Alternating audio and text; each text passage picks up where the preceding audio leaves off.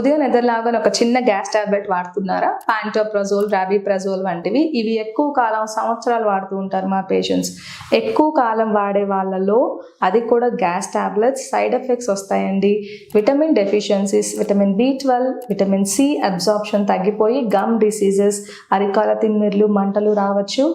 Iron levels తగ్గిపోవడం వల్ల anaemia, అలసట, ఆయాసం, గుండె దడ అనిపిస్తూ ఉంటుంది వీళ్ళకి.